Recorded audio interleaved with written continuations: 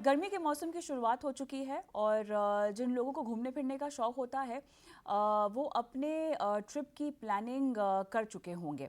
लेकिन कई बार लोग बजट में कमी के चलते अपने प्लान्स को कैंसिल कर देते हैं या कई बार ऐसे भी देखा गया है कि कोई प्लानिंग नहीं करते हैं।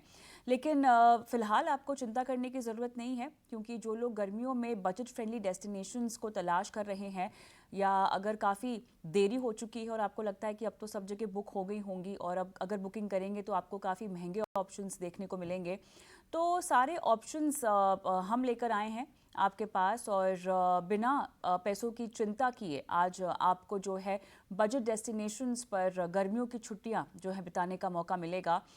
और किसी भी जगह अगर आप फ़िलहाल जाएं तो आपको काफ़ी महंगी जगह देखने को मिल सकती है। तो आज चारों महानगरों के आसपास कुछ छोटे छोटे पॉकेट फ्रेंडली डेस्टिनेशंस हैं जिसके बारे में हम आपको बताएंगे और आपके एडवेंचर का ख्याल रखेंगे और इसके साथ साथ पैसे भी आपके कम खर्च हों इसकी भी प्लानिंग आपको करवा के देंगे। और हमारे साथ एक्सपर्ट्स भी इस चर्चा के लिए जुड़ गए हैं, उन्हीं का स्वागत करते हैं। Neelam Bagi travel blogger, Harshvardhan Rungta CFP Rungta securities, Shikhar Chadha founder CEO the Tarzan way, आप सभी का स्वागत है इस खास पेशकश में। और जब भी ट्रैवल को प्लान करना होता है अक्सर यही कहा जाता है कि आपको समय रहते इसकी प्लानिंग कर लेनी चाहिए। भले ही आप कहीं भी जा रहे हो, भारत में जा रहे हो या विदेश जा रहे हो, अगर लास्ट मिनट करते हैं तो आपकी जेब को बहुत बड़ा झटका लग सकता है। तो आज ये जो शो है उन्हीं लोगों को डेडिकेटेड है जो शायद लास्ट मिनट प्लानिंग अब तक कर ही रहे हैं या उन्हें लगता है कि शायद अगर पैसे बचाने का कोई समय है तो हमें इस तरह के ट्रिप्स को प्लान नहीं करना चाहिए। शिखर, पॉकेट फ्रेंडली डेस्टिनेशन क्या कोई कॉन्सेप्ट है अगर मैं लास्ट मिनट प्लान्स की बात करूँ तो? हाँ जी, हाँ जी, बिल्कुल। पॉकेट फ्रेंडली डेस्टिनेशंस एक बहुत ही बड़ा कॉन्सेप्ट है। देखिए, दो तरीके की डेस्टिनेशन होती हैं। एक होती है पॉपुलर, जिसको सब लोग जानते हैं, और दूसरे तरीके की डेस्टिनेशन होती हैं ऑफ बीट, जिसका नाम थोड़ा कम लोगों ने सुना होता है ना। एक डेस्टिनेशन में भी बहुत सारे तरीके हैं रहने के, बहुत सारे तरीके हैं घूमने के। फॉर एग्जाम्पल, अगर मैं दिल्ली की बात करूँ, जो कि इंडिया का कैपिटल है, भारत की कैपिटल सिटी है, उसके पास बहुत सारी ऐसी जगहें हैं। अगर अभी आप मसूरी जाते हैं, जो कि एक पॉपुलर लोकेशन में आती है, तो वहाँ शायद आपको थोड़ा सा महंगा पड़ सकता है, तो मसूरी को एक पॉकेट फ्रेंडली डेस्टिनेशन शायद नहीं बोला जाएगा। लेकिन वहीं मसूरी से 1.5 घंटा आगे धनौल्टी पड़ता है, कैनेटल पड़ता है, चंबा पड़ता है। अगर आप इन डेस्टिनेशंस में ट्रैवल करेंगे तो आपका कॉस्ट भी कम लगेगा और बस 1.5 घंटे का थोड़ा सफर एक्स्ट्रा होगा, लेकिन एक एक्सपीरियंस भी है जो बहुत ही डिफरेंस मिलेगा। एक अलग अनुभव होगा ट्रैवल करते हुए। तो हर जगह के पास पॉकेट फ्रेंडली डेस्टिनेशन डेफिनेटली एक कॉन्सेप्ट है। इसको हम बोल सकते हैं ऑफ बीट डेस्टिनेशन, कम लोग जानते हैं। तो शिखर, क्योंकि आपने कुछ जगह के नाम बता ही दिए हैं तो मैं चाहती हूँ कि जो चार महानगर हैं ना उसके आसपास के कोई पॉकेट डेस्टिनेशंस हैं उनके बारे में आप कुछ बताएं और साथ ही कुछ बजट भी बताइए, क्योंकि आप बजट बताएंगे तब जाके हम हमारे बाकी एक्सपर्ट्स के सामने सवाल रख सकेंगे कि अब इस बजट के लिए पैसे निकाले कहाँ से जाएं अगर आपने कोई बचत नहीं की हो तो। ठीक है, तो दिल्ली, मुंबई, कोलकाता, बंगलुरु, मेरे ख्याल से इसके अलावा और भी टियर वन टाउन्स हैं जिनके आसपास कई सारी ऑफ बीट डेस्टिनेशंस हैं जिसके एक्सपर्ट आप लग रहे हैं मुझे। नाम के साथ खर्चा भी कितना होगा, क्योंकि उसके बगैर तो प्लानिंग होती नहीं है। शिखर देखो, वैसे ही हम 15 मई के आसपास तो बैठ ही गए हैं और उसके बाद अभी कुछ ही दिन बचे हैं, बच्चों के स्कूल वूल भी शुरू हो जाने वाले हैं। तो फैमिली समेत किसी को अगर जाना हो तो क्या प्लान बना के दे सकते हो आप? बिल्कुल बिल्कुल, मैं बताता हूँ। सबसे पहले तो अगर हम नई दिल्ली की बात करें, जो कि राजधानी है ना, उसके पास अगर मैं आपको बताऊं, पहले तो अगर उत्तराखंड की बात करें तो उत्तराखंड में आपका पड़ता है धनौल्टी, कैनेटल, चंबा, ऋषिकेश, ऋषिकेश से आगे उत्तरकाशी, पंगौट। जो उत्तराखंड की जगहें हैं जो मैंने बताई, जो ऑफ बीट है, यहाँ पे आपका बस का खर्चा हार्डली 500 से 700 पड़ता है वन वे का। बोथ साइड्स का मिला के आपको 1400 रुपीज एक्सपेंस पड़ेगा। होटल का एक्सपेंस जो बजट फ्रेंडली देख रहे हैं उनके लिए 1,500 से 2,000 रुपये पड़ेगा पर नाइट। अगर थोड़ा और बजट फ्रेंडली चाहिए तो 1,000 रुपये पर नाइट भी पड़ सकता है, डिपेंडिंग ऑन आप कैसे जगह रहते हैं। अगर आप एयरबीएनबी वगैरह लेते हैं तो शायद आपको 1,000 पर डे भी मिल जाएगा। अगर आप कॉटेज और कैंप्स लेते हैं शायद आपको 800 पर डे भी पड़ जाएगा। तो अगर 3 दिन की ट्रिप मान के चले उत्तराखंड के ऑफ बीट डेस्टिनेशन में, तो लगभग आपको 3 नाइट्स का 2,400, 2,400 रुपये प्लस 1,000 रुपये आपका आने जाने की बसेस का और थोड़ा मिसलेनियस में आके हार्डली 5,000 पर पर्सन तक खर्चा बैठता है। अगर हम बात करें राजस्थान की, जो दिल्ली के पास पड़ता है, अजमेर, आजकल अजमेर की फ्लाइट्स भी आई हैं बाय द वे गाजियाबाद से, जो कि सिर्फ 1,500 पर पर्सन की हैं, उससे कम की भी मिल सकती हैं। लेकिन आप अपनी गर्मी, गाड़ी से भी जा सकते हैं। जो लोग अपनी पर गाड़ी से जाना चाहते शिखर हैं वो भीषण गर्मी भी तो तो होगी, राजस्थान कोई जाएगा तो। बिल्कुल, देखिए गर्मी होगी, लेकिन अजमेर के हाँ। पास ऐसी जगह भी हैं जहाँ पे थोड़े से माउंटेन्स भी पड़ते हैं, है ना, तो अच्छा। वहां पे भी जाया जा सकता है, अरे बिल्कुल। बच्चों के और साथ बड़ी दिक्कत हो जाती है, नहीं? अरे माउंट आबू जाओ तो बिल्कुल नहीं होगी, है ना। माउंट देखिए मौसम, हाँ जी बिल्कुल, बच्चे इतनी भी नहीं होती है। अगर हम देखो हिमाचल की बात करें फॉर एग्जांपल, हिमाचल एक बहुत ही ऑफबीट डेस्टिनेशन है, और अगर बच्चे भी जा रहे हैं, है ना, तो मैं ये सजेस्ट करता हूँ कि आप लोग शिमला ना जाएं, आप लोग मनाली ना जाएं, आप ऐसी जगह जाएं जहाँ पे कम लोग जाते हैं, जैसे जिबी जाएं। जिबी हाँ। जाने के लिए आपको औध की बस लेनी पड़ेगी, है ना। औध की बस पड़ती है आपको 800 रुपए की, 800 800 1600। वहां पे होटल पड़ता है आपको 800 का, फिर आप 800 जोड़ लो उसमें तीन, 1600 2400, 4000 रुपये बन गया खर्चा। और आप यहाँ पे जेबी घूम के आ सकते हैं। इसी खर्चे में आप तीर्थन वैली पूरी की पूरी घूम सकते हैं। इसी वाह। खर्चे में आप सोजा घूम सकते हैं, और ठंडक भी रहेगी। तो वो एक ऑप्शन डेफिनेटली है। अब अगर दिल्ली से थोड़ा आगे बढ़े मेरे और हम ख्याल से बात दो करें, जगह बता दी आपने, थोड़ा सा आपको भी सांस लेने देती हूँ मैं, ठीक है? क्योंकि थोड़ा सा अगले राउंड जो होगा सवालों का, उसमें हम इंडिविजुअल फैमिली दोनों के ऑप्शन भी जानेंगे आपसे। हर्ष के पास मैं आती हूँ, और शिखर, अच्छा हुआ आपने कुछ नाम बता दिए, क्योंकि देखिए हमारी भी नौकरी में ना छुट्टी वुट्टी हमें मिलना बड़ा मुश्किल होता है, तो अभी इस सीज़न में नहीं तो अगले सीज़न ही सही कहीं चला जाए इसका भी हमें ध्यान रख लेना चाहिए। बहरहाल हर्ष, अब ये तो काफ़ी कॉस्ट इफेक्टिव जगह बता रहे हैं, ठीक है, लेकिन अब सवाल ये होती है कि कॉस्ट इफेक्टिव जगहों के लिए भी अपनी सेविंग से आप पैसे निकालें, क्योंकि लास्ट मिनट प्लानिंग हो रही है देखिए। और आमतौर पे बच्चों को घुमाने का एक मकसद होता है ना माता पिता का, अगर आप गर्मियों की छुट्टी में जाना चाहे तो अब इन ऑफबीट डेस्टिनेशंस में बच्चों को न सिर्फ जगह दिखानी है, उनकी एंटरटेनमेंट, खान पान, तमाम तरह की चीज़ें होती है। एक बार आप बाहर निकले तो खर्चे तो लगातार लगे ही रहते हैं, तो सेविंग्स को तोड़ना चाहिए। सो वेल देखिए कविता, फाइनेंशियल प्लानिंग स्टैंड पॉइंट से हमने कई सालों से एक चीज कही है कि कोई भी आपके लक्ष्य, अभी जैसे समर हॉलिडे है, ये अचानक तो आई नहीं है। आपको पहले से पता था कि समर हॉलिडेज की डेट्स क्या होती हैं और आपको बाहर जाना है। तो जहां तक मुमकिन है आप उसको एक गोल बनाइए और उसकी बजटिंग करके उसके लिए आप सेव करिए जहां तक मुमकिन है। अब मान लीजिए आपने वो मौका तो आपने खो दिया है कि जहाँ पे आपने ये साल की प्लानिंग के लिए आपने कोई भी पैसे इकट्ठे नहीं किए हैं। अब ये मौका होता है कि अगले साल के लिए कम से कम आप वो प्लानिंग कर सकते हैं। अब सवाल उठता है कि आज की इस साल में 2024 में क्या किया जाए। आपने पहले प्लानिंग नहीं की थी और अब आपके पास वो है कि आपको अभी छुट्टी पे जाना है। तो दो तरीके हैं। एक है कि आप अपनी सेविंग्स जो भी आपने कर रखी है वो उसमें से ही आपको निकालना होगा। मैं ये सुझाव नहीं दूंगा कि आप लोन लेके जाएं। कई जैसे ट्रैवल पोर्टल्स हैं, वो आपको ये ऑप्शंस देते हैं कि आप ईएमआईज में आप हॉलीडे ले लीजिए और अभी आपकी बुकिंग हो जाएगी। थोड़ा सा पेमेंट आपको खुद से करना है और बाकी आप ईएमआई के तौर पे आप छुट्टी मना सकते हैं। तो मेरा फर्स्ट प्रेफरेंस हमेशा यही रहता है कि आप छुट्टी जैसी जो आपका गोल है उसके लिए आप लोन ना लें, क्योंकि एक परिवार को अगर हम देखेंगे तो होम लोन, कार लोन, ऐसे कई चीजें ऑलरेडी आपके पास होती हैं। तो उसमें अगर आप इमोशनल होके या बहक के अगर आपने कोई छुट्टी के लिए भी लोन ले लिया तो आप अपने ऊपर बहुत ज्यादा ईएमआई का बर्डन ले रहे हैं। अगर आपके पास ऐसे कोई गोल्स हैं और सेविंग्स हैं जो आपने कर रखी हैं, मान लीजिए एक बार के लिए कंटीजेंसी फंड या इमरजेंसी फंड की जो हम बात करते हैं उसमें आपको पॉकेट फ्रेंडली अगर कोई हॉलिडे पे जाना है तो शायद एक बार के लिए आप सोच सकते हो। और क्योंकि वो आप कुछ और कर नहीं सकते, आपको जाना ही है हॉलिडे पे, तो आप ऐसे कोई गोल में से थोड़ा सा पैसा निकालें, थोड़ा आप रिटायरमेंट में से निकालें और फिर भले छुट्टी पे चले जाएं, लेकिन लोन जहां तक हो वहां अवॉइड करें। और अगले साल की प्लानिंग आप इस साल ही कर लीजिए, क्योंकि ये साल आपको रियलाइज हो चुका है कि छुट्टी पे जाना जरूरी होता है, तो क्यों ना हम उसके लिए पहले से प्लान करें। ये तो यहाँ पर काफ़ी सही बात आपने कही, गर्मियों की छुट्टियाँ तो हर साल पड़ती है, और ऐसे में थोड़ा सा एडवांस प्लानिंग अगर कर लें तो हर लिहाज से आपको आसान पड़ जाएगा। एक तो जगह आपको मिल जाएगी और साथ ही खर्चा भी कम पड़ेगा।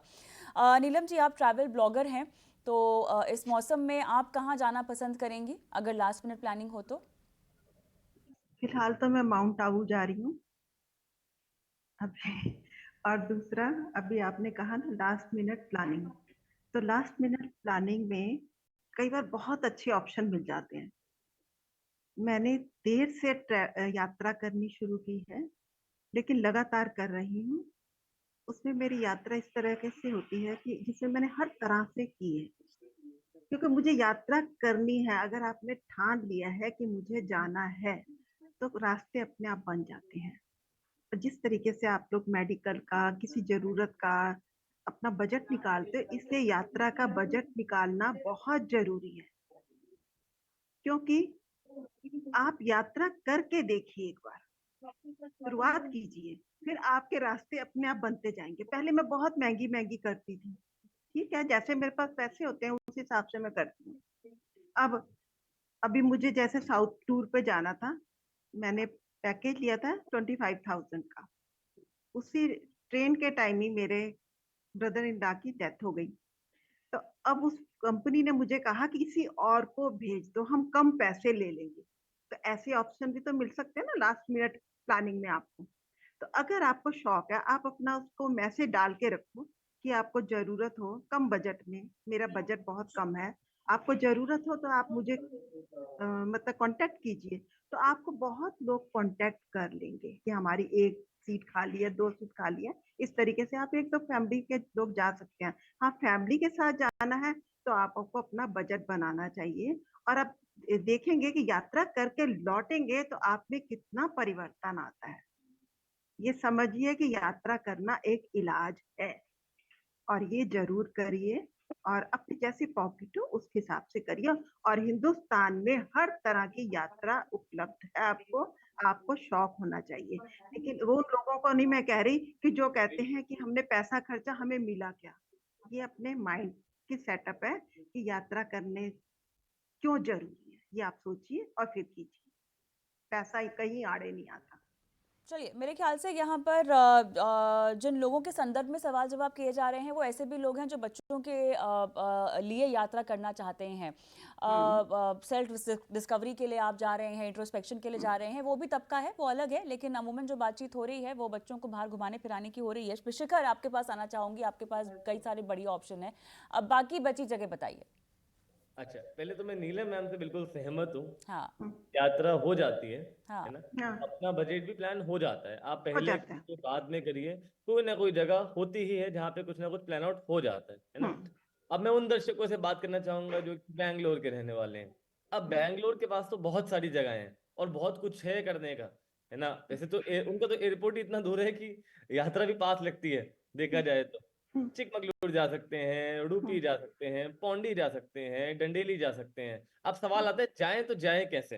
हुँ, तो सबसे पहले तो मैं ये बोलूंगा कि अगर आप प्लान कर रहे हैं तो या तो अगर आपके पास गाड़ी है, अवेलेबल है अपनी गाड़ी या किसी जान पहचान वाले की गाड़ी, तो आप फॉर श्योर उस ऑप्शन से जाइए, क्योंकि वो आपको मच बजट पड़ेगा, काफी सस्ता पड़ेगा, क्योंकि सिर्फ पेट्रोल का ही एक्सपेंस बनता है उस चीज में। हुँ, अगर वो ऑप्शन आपके पास अवेलेबल नहीं है तो दूसरा ऑप्शन आप फॉर श्योर ट्रेन देखिए। हुँ, ट्रेन वीकेंड गेटवे, यानी कि सिर्फ 3 या 4 दिन या 2 दिन की छुट्टी के लिए ट्रेन एक बहुत ही बढ़िया ऑप्शन है।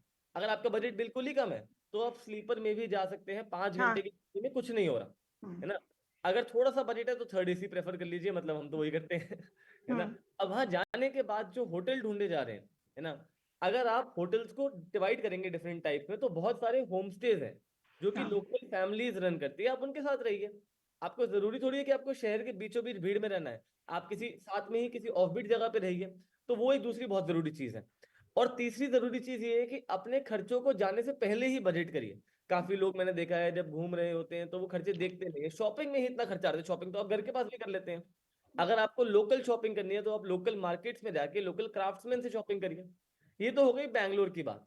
अब जो दर्शक मुंबई में बैठे हैं और मुंबई से घूमना चाह रहे हैं, उनके घर के पास भी बहुत सारी जगहें हैं। सबसे पहले तो माथेरन की मैं बात करूं, बहुत ही अंडररेटेड डेस्टिनेशन है। लोनावला तो देखो सभी जाते पास हैं, में ही, हाँ, अलीबाग सब जाते हैं, महाबलेश्वर सब जाते हैं, लवासा थोड़े कम लोग जाते हैं इन कंपैरिजन, है ना। और ये पड़ता है 200 किलोमीटर दूर है लगभग, तो अपनी गाड़ी से भी जाया जा सकता है, लोकल बस भी करी जा सकती है, और डेफिनेटली ट्रेन भी करी जा सकती है। तो वो एक 100% अच्छा ऑप्शन है।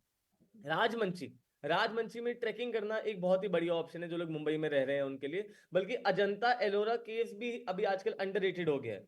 अगर आप शिरडी जाना चाहते हैं तो मैं सजेस्ट करूंगा कि शिरडी आप ऐसी जगह ऐसे टाइम पे जाइए जब थोड़ा सा भीड़ कम रहेगी, जब लोग कम जाते हैं। कभी कभी मैं सजेस्ट करता हूँ कि ऐसी जगह पे जाइए थोड़ा सीजन ऑफ पीक चल रहा है।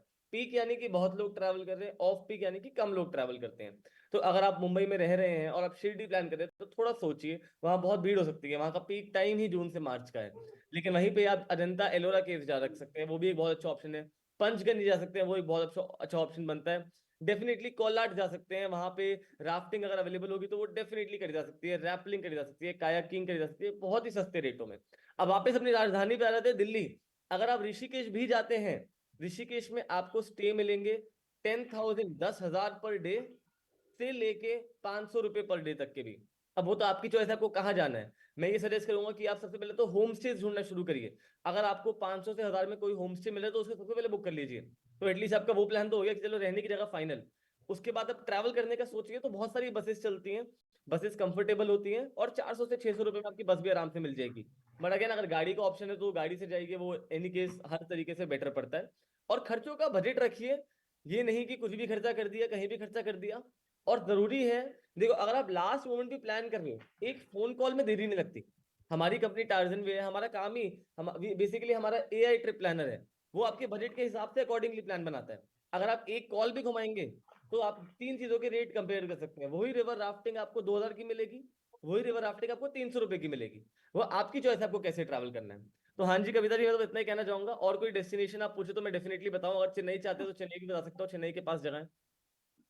देखो गर्मी बहुत है, इसीलिए जो जगह आपने बताई है ऋषिकेश वगैरह, मेरे ख्याल से बच्चों के साथ जाने में यहाँ पर दिक्कत नहीं हो जाएगी इस समय। बिल्कुल नहीं मैम, नहीं, बिल्कुल बहुत नहीं। अच्छा है, बहुत बहुत अच्छी अच्छा जगह है। है, एक बहुत सारी चीजें हैं करने की। आप हाँ, घाट पे जाइए, आप बीटल्स आश्रम देखिए, बहुत पुराना बैंड आया था। आपको अपने तरीके से डिसाइड करना है आपको कहाँ जाना है। ऋषिकेश में तो पार्टी जगह भी है, पार्टी भी होती है, पर वो अलग जगहों पे होती है, वो हॉस्टल्स में होती है। फैमिली की रहने की जगह अलग भी है, फैमिली के लिए बहुत सारे बहुत अच्छे अच्छे घाट है, बहुत अच्छी अच्छी आरती भी होती है। ऋषिकेश में एडवेंचर एक्टिविटी भी होती है, बहुत सारे कैफे में बहुत टेस्टी खाना भी मिलता है। और सबसे बढ़िया बात कि जो लोग प्योर वेजिटेरियन है, ऋषिकेश में कुछ आपको नॉन वेजिटेरियन मिलने ही नहीं वाला, क्योंकि वो मिल जगह ही जाएंगे। वेजिटेरियन है। पास में एक नीलकंठ है, रिक्वेस्ट है, नीलकंठ जा सकते हैं एक पैदल। हाँ जी। रिक्वेस्ट है, एक रिक्वेस्ट है, नीलम जी और शिखर आप दोनों एक ही जूम पर हैं, तो इसीलिए अगर शिखर बोल रहे हैं तो नीलम जी मैं जूम आपका बंद नहीं कर पाऊंगी, क्योंकि आप दोनों एक ही जूम पर हैं। तो अगर शिखर बात कर रहे हो तो आप अपने कमेंट को जरा होल्ड करने की कोशिश कीजिएगा कृपया करके। और शिखर जब नीलम जी बात कर रही हो तो आप अपने कमेंट को होल्ड करें, क्योंकि आप दोनों का ऑडियो लीक हो रहा है ऑन एयर, वो बहुत खराब लगेगा। ठीक है, मैं नीलम जी आपके पास आऊंगी, आपकी जब बारी आए तब आप बोल दीजिएगा। हर्ष मैं आपके पास आना चाहती हूँ, क्योंकि अब हम क्योंकि लास्ट मिनट खरीदारी घूमने फिरने की बात कर रहे हैं। हालांकि आपने अपने जवाब में कई बार ये मेंशन किया है कि बहुत सारे ऑप्शंस होते हैं, ईएमआई के ऑप्शंस होते हैं, आप ट्रैवल पोर्टल्स पर जाते हैं, आपको न सिर्फ प्लानिंग करके दी जाती है लेकिन कहाँ कहाँ आपकी बचत होती है इसके भी आपको बहुत विकल्प दिए जाते हैं। अब इस तरह के ऑप्शंस को और फाइनेंसिंग विकल्पों को कैसे और कब कंसिडर करें हर्ष? देखिए कविता, सिंपल सा पॉइंट है कि आप अभी मन बना चुके हैं कि आपको छुट्टी पे जाना है।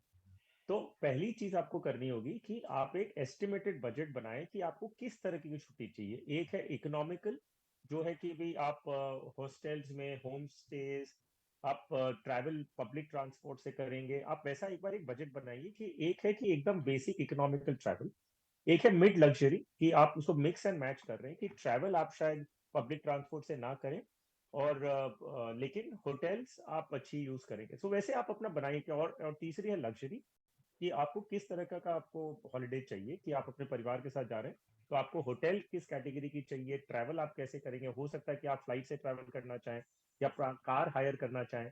तो पहले तो आप ये बजट बनाएंगे, फिर आप ये देखेंगे कि अभी इसकी आप पूर्ति कैसे करें, क्योंकि आपने प्लान पहले से कर नहीं रखा है। तो क्या आपके पास जो सेविंग्स है आपके गोल्स के लिए, जो आपने सेव कर रखा है, कहीं ना कहीं हम कुछ ना कुछ इन्वेस्टमेंट करते हैं, तो पहले कोशिश करिए कि आप उसमें से ही जी। अपना फंडिंग करें।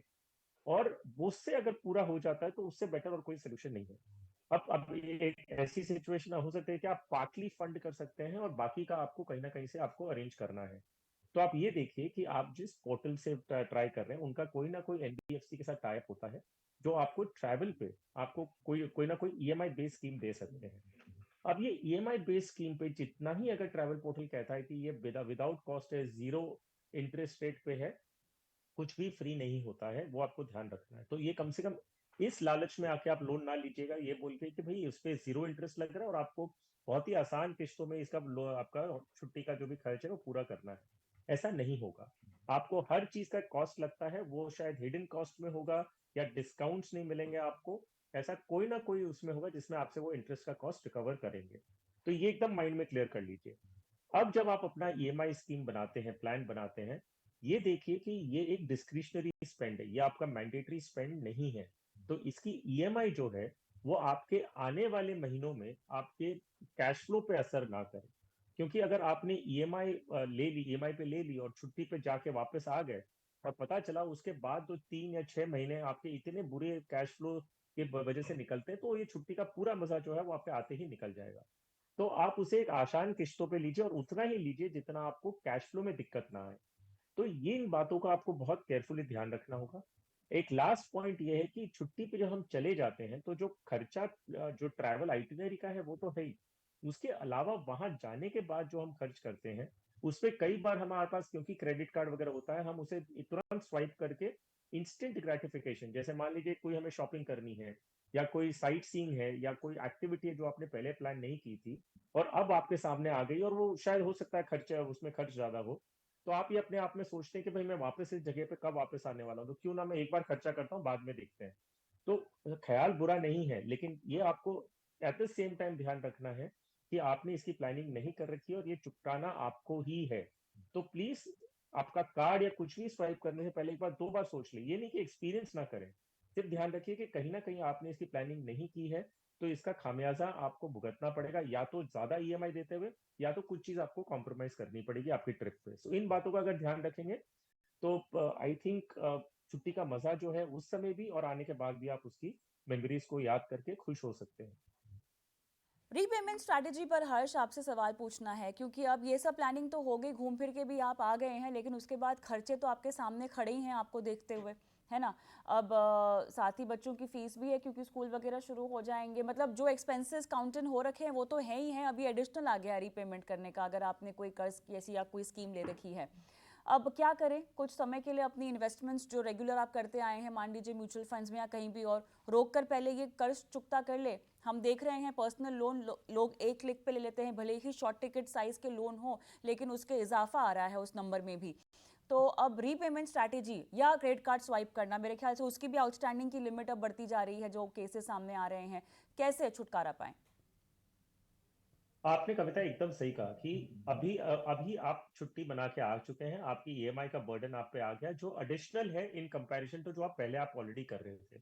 अगर ये आपकी कैश फ्लो में फिट नहीं होता है तो यस, बेहिचक आपको अपनी इन्वेस्टमेंट्स को बंद करना पड़ेगा। पॉज कहते हैं हम उसे, कि आपको 3 महीने के लिए या 6 महीने के लिए आपका इन्वेस्टमेंट पॉज करिए, एसआईपी जो है उसको आप पॉज करिए। क्योंकि ऐसा कोई लॉजिक नहीं बनता कि एक तरफ आप ईएमआई पर्सनल लोन या हॉलिडे लोन के जैसे point of, holiday loans are personal loans in all sense, तो उसकी जो इंटरेस्ट रेट होता है बहुत ज्यादा होता है। तो एक तरफ आप 14-15% आप ब्याज दे रहे हैं और दूसरी तरफ आप इन्वेस्टमेंट कर रहे हैं, डजंट मेक सेंस। तो यस, आप इन्वेस्टमेंट्स को एक बार बंद करेंगे टेम्पररीली, और जब आपकी ईएमआई खत्म हो जाएगी तब आप फिर से शुरू करेंगे। इसमें कोई दो राय नहीं है। अगर कोई आपसे कहे कि नहीं इन्वेस्टमेंट बंद ना करें, कंपाउंडिंग का इफेक्ट खराब होता है, तो ऐसा ऐसा नहीं है। आपको अपना लोन जो पर्सनल लोन के रूप में है या क्रेडिट कार्ड की रोलिंग जो आप रोल ओवर करते हैं उसके बेसिस पे अगर है तो आपको पहले वो चुकाना ही है, भले ही इन्वेस्टमेंट को थोड़ा वेट करना पड़े, उसमें कोई दिक्कत नहीं है। आइडियल सिचुएशन है कि आपको नहीं रुकना पड़े, लेकिन अभी ऐसा मौका है, ऐसा सिचुएशन है कि आपके पास चॉइस नहीं है, तो यस आपको ईएमआई पहले फुलफिल करनी है, एसआईपी या कोई दूसरा इन्वेस्टमेंट एक बार उसे होल्ड पे रखेंगे।